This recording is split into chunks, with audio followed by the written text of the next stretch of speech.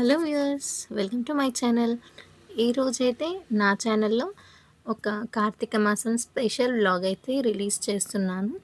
ఇదేంటంటే మా అమ్మ వాళ్ళు కార్తీక మాసం కదా గంగా స్నానానికి వెళ్దాము, నువ్వు ఇంకా అల్లుడు కలిసి రండి వెళ్దాము అని చెప్పి అంటే సరే అని చెప్పి మేము కూడా బయలుదేరాము.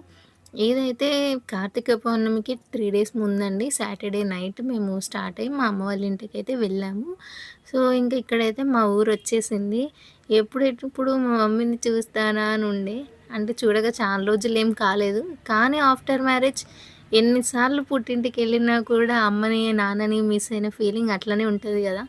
ఎన్ని సార్లు చూసినా మళ్ళీ కొత్తగా చూడాలి అని అనిపిస్తుంది. సో, ఇంక మేమైతే మా విలేజ్ ఎంటర్ అయ్యాము. ఇంకా నెక్స్ట్ ఏదైతే మా కాలనీలోకి ఎంటర్ అయ్యాము. మా అమ్మ వాళ్ళ ఇల్లయితే మీరు చూడండి. మేము వెళ్ళబోతుందయితే ధర్మపురికి. సో, ఇది వచ్చేసి ఆర్యవైశ్య సంఘం తరపున అన్నమాట. ఇంకా మేమైతే మా ఇంటికి రీచ్ అయిపోయాము. నెక్స్ట్ డే మార్నింగ్ మేమందరం లేసి అయితే స్టార్ట్ అయ్యాము. ఇది అరౌండ్ 6:30 అన్నమాట. 2 బస్సులొచ్చాయి. 2 బసెస్. అందరూ రావడం కోసం అయితే వెయిట్ చేస్తున్నారు. చూడండి, అందరూ వచ్చిన వాళ్ళు వచ్చినట్టు ఎక్కేస్తున్నారు. అందరూ రావడానికైతే అలా అరౌండ్ ఒక హాఫ్ అన్ అవర్ అయితే పట్టింది. మేము ఇక్కడ నుండి స్టార్ట్ అవ్వడానికైతే 7 అలా అయ్యింది. 7 అంటే ఎర్లీ మార్నింగే కదా!